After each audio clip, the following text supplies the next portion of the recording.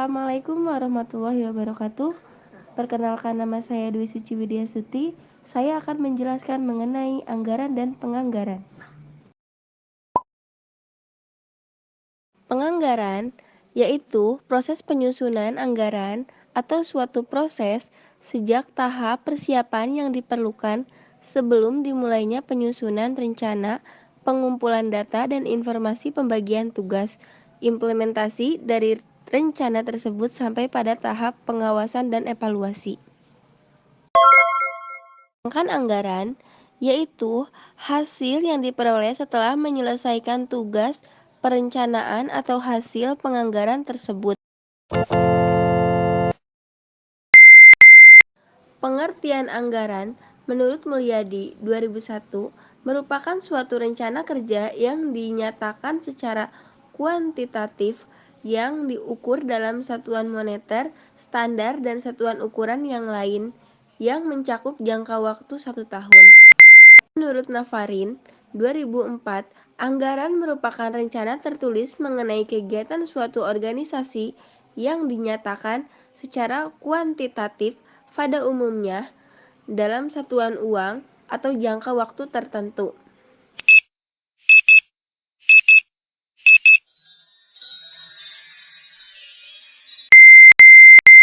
Oke, next kita lanjut ke ciri-ciri anggaran.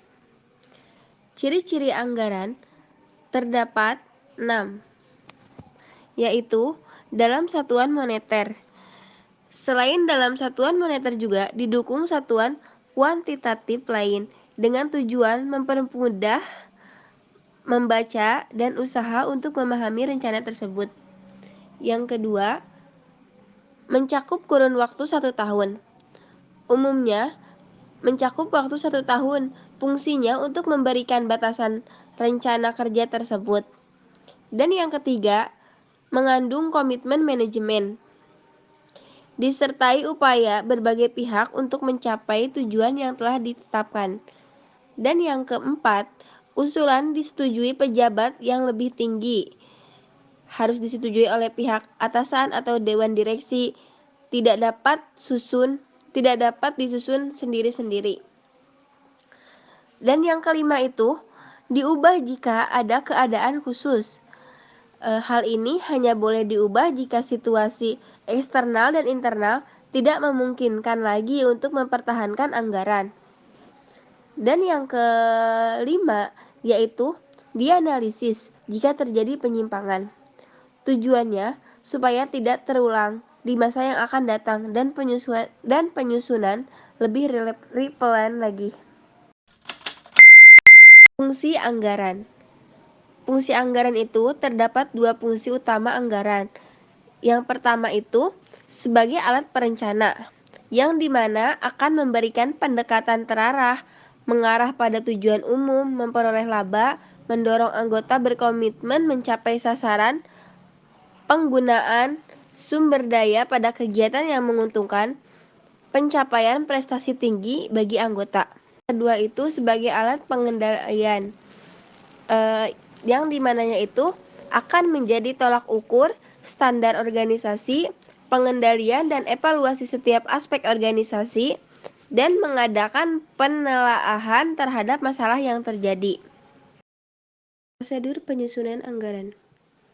Yang pertama yaitu penentuan pedoman anggaran.